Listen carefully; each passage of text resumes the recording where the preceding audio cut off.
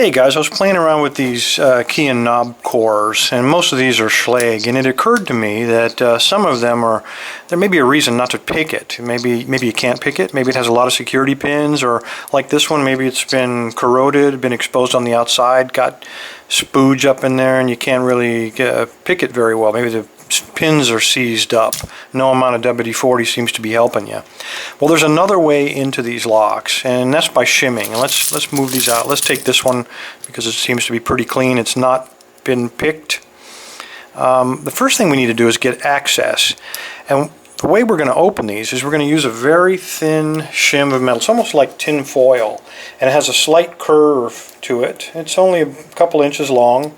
And this tool comes in these little bags. There's 25 of them in here, and there's a guy on eBay that sells these for about $4, I think. Anyway, very cheap, and they come in really handy in times like this. So in order to get in to use a shim, most modern locks we can't attack it from the front because they have a little lip built in there, but since these kicks are already out of the knobs, it makes it easy for us to go in from the rear. All we got to do is get access. So we're going to have to take off the retaining nut from the back.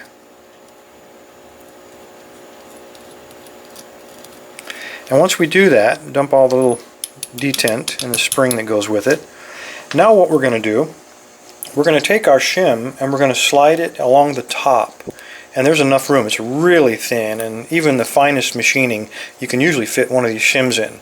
But it will only go in until it hits that first pin, pin number 6 in the back there. And then it'll stop. But if we can manipulate those pins, the key pins, and push it up to the shear line, then this piece of tin or a piece of foil will then slip in, and it'll prevent that upper pin from coming back down. And we'll do that sequentially until we go all the way down the line, and we're going to block all of those driver pins in the upper chamber. And the moment we do that, this lock will be open. So let's see if we can't do that on camera. I'm going to try to change the angle of the camera here in a second. But before I do that, I'm going to wrap a piece of leather so I don't crush it. And I'm going to put it in a vise fairly level, because I'm going to be working from both ends here. And I'm going to move the camera around so you can hopefully see what's happening with the foil. And I'm going to have to do some gymnastics to get around the tripod here. I'm simply going to take this little piece of foil and slide it in there until I hit that pin number 6. And it's right there. Now I'll tell you, pin 6 is usually the hardest one. I don't know why. But I'll put gentle pressure with my finger so that when the shear line is hit, when I manipulate it with this pick, then the foil hopefully will just slide in a little bit. And then you might jiggle it back and forth with your finger there.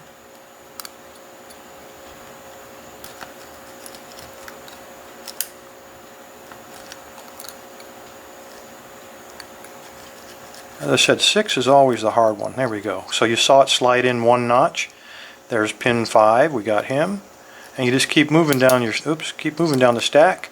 Gentle pressure on the rear of that foil. In fact, I'm putting a little too much, as you see.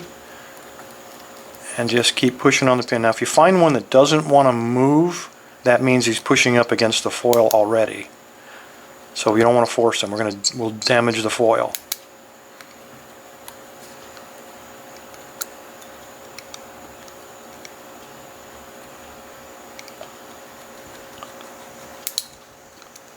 Trying not to bounce too much and hit the tripod.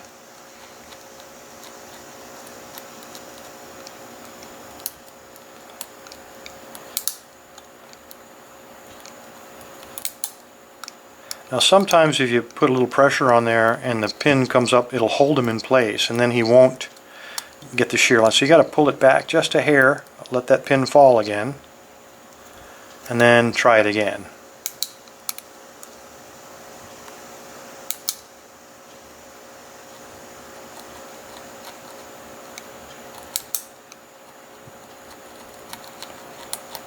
There we go. Got him that time.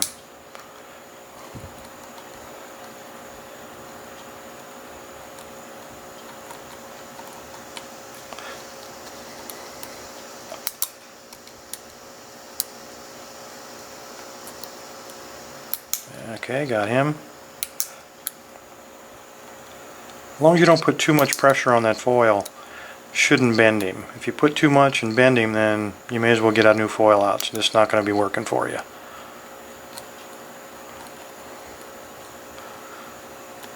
Okay, and I think this is the last one, and there we go. And you'll notice, coming around the front here, you notice as soon as we got that last pin, the core came out just a little bit.